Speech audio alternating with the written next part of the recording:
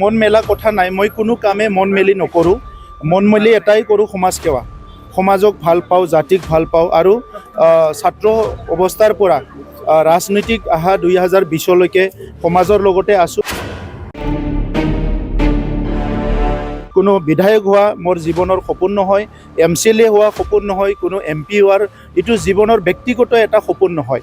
এইটো দল কৰাৰ কাৰণে আজি দলত তেনেকুৱা এটা পৰিৱেশ আহিছে, তেনেকুৱা এটা সিদ্ধান্ত হৈছে আৰু এইখিনি সময়ত আমি বিভিন্ন দায়িত্ব থাকি সমাজটোক সেৱা কৰিব লাগে। চ' এই হিচাপে আজি আমি বিভিন্ন সময়ত ইলেকশ্যন কণ্টেষ্ট কৰিছোঁ। যোৱাকালি আমাৰ দলৰ প্ৰথম পাৰ্টি যিটো কেণ্ডিডেটৰ লিষ্ট সেইটো ওলাই দিয়া হ'ল, প্ৰাৰ্থীৰ তালিকা ওলাই দিয়া হ'ল আৰু নেক্সট ফেজত তালিকা ওলাব বাকীখিনি যিটো আছে। দলৰ পৰা সিদ্ধান্ত হৈছে কি মই দলৰ প্ৰেছিডেণ্ট হিচাপে তামোলপুৰত কণ্টেষ্ট কৰিব লাগে আৰু সেইকাৰণে দলৰ সিদ্ধান্ত হিচাপে কালি প্ৰাৰ্থীৰ তালিকা ঘোষণা কৰাত মোৰ নামো আছে।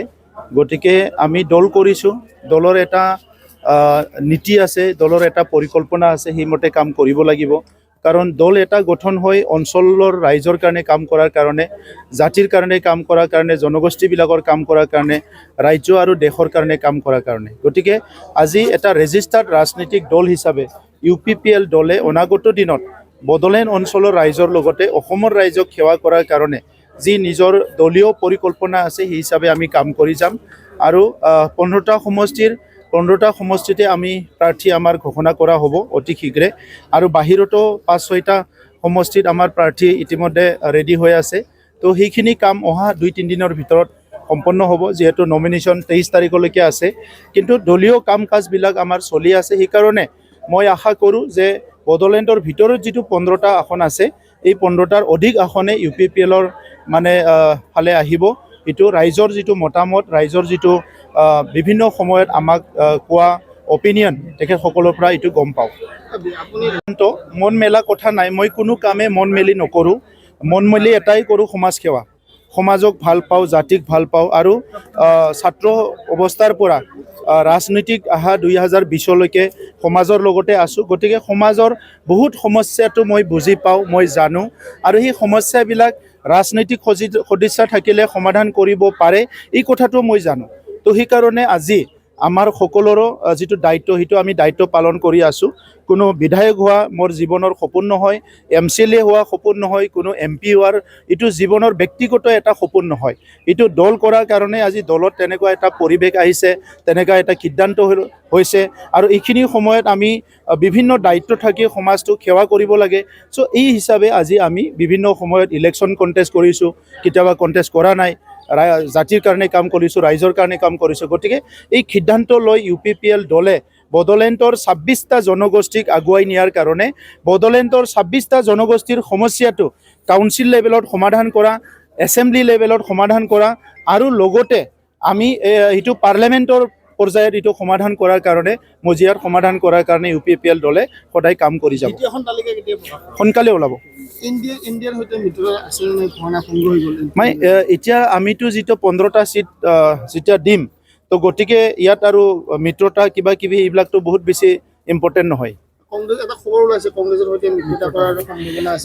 এতিয়ালৈকে তেনেকুৱা একো নাই, আলোচনা বিভিন্ন দলৰ লগত চলি আছে। যিহেতু আমি ইণ্ডিপেণ্ডেণ্ট হৈ গ'লোঁ, অকলে নিৰ্বাচন খেলিলোঁ, গতিকে আমি ABC চবৰ লগতো কথা পাতিব পাৰোঁ আৰু সেই কথাবিলাক চলি আছে। আৰু যিহেতু সময় আছে, গোটেই কেণ্ডিডেট ডিক্লেয়াৰ হোৱাৰ পিছত, গোটেই নমিনেশ্যন দিয়াৰ পিছত, ইয়াৰ পিছত যেতিয়া কেম্পেইন ফুল্লি আৰম্ভ হ'ব, তেতিয়া এই অংকবিলাক কাৰ লগত কেনেকৈ কি হ'ব এইটো আপোনালোকে গম পাই যাব। এতিয়ালৈকে ঘোষণা কৰা নাই, গতিকে ঘোষণা কৰাৰ লগে লগে মই নিজৰ তৰফৰ পৰা অভিনন্দন জনাম। আলোচনা হৈছে, বহুত আলোচনা হৈছে। গতিকে প্ৰত্যেকটো আলোচনাৰে কিবা এটা ৰিজাল্ট ওলাব সেইটো নহয়, আলোচনাটো হৈ থাকে। চ' আজি আলোচনাটো পজিটিভৰ কাৰণে হয়, নেগেটিভৰ কাৰণে হয়। আমাৰ কাৰণে যিটো ভাল আমি এইটো কৰিছোঁ। আমি যি কাম কৰি ৰাইজক সেৱা কৰিব পাৰোঁ, যি কাম কৰিলে দলে মানে নিজৰ স্থিতিটোত ষ্ট্ৰং কৰি পেলাই, শক্তিশালী কৰি পেলাই ৰাইজক সেৱা কৰিব পাৰে, এই সিদ্ধান্তটো UPPL দলে লৈছে। হ'ব পাৰি যে বিজেপিৰ সৈতে আলোচনা সফল নহ'ল, বেছি গুৰুত্ব দিয়া নাই। চাওক, গুৰুত্ব দিয়া নিদিয়াৰ কথা নাই, গুৰুত্ব আপুনি ল'লে গুৰুত্ব পায়, গুৰুত্ব নল'লে গুৰুত্ব নলয়, কিন্তু সিদ্ধান্তটো চাওক, আজিৰ BTCৰ 40টা সমষ্টিত আমি নিৰ্বাচন খেলিছোঁ আৰু আমি 15টা যিটো সমষ্টি আছে আমি তাত নিৰ্বাচন খেলিম। যদি আমি এলায়েন্সত গৈ পেলাই এটা দুটা চিটত খেলোঁ, বাকী চিটৰ মানুহবিলাক কি কৰি থাকিব? গতিকে UPPL দলে আজি যদি আমি গোটেই চিটটো নেখেলোঁ, আমাৰ বিভিন্ন অঞ্চলত থকা আমাৰ সমৰ্থকসকলে, ৰাইজ যিসকলে UPPLক মনে প্ৰাণে ভাল পায়, সেইসকলে ক'ত ভোট দিব? চ' গতিকে আজি ৰাইজৰ কথা চিন্তা কৰি UPPL দলে আমি ৰাইজৰ লগত, আৰু আজিৰ কথা নহয়, অনাগত দিনত 20-25 বছৰত বা তাৰ পিছলৈকে দলটো শক্তিশালী কৰি ৰাইজৰ কাৰণে কাম কৰি অঞ্চলটো আগুৱাই নিয়াৰ কাৰণে পৰিকল্পনা কৰিহে আমি এই সিদ্ধান্তটো লৈছোঁ।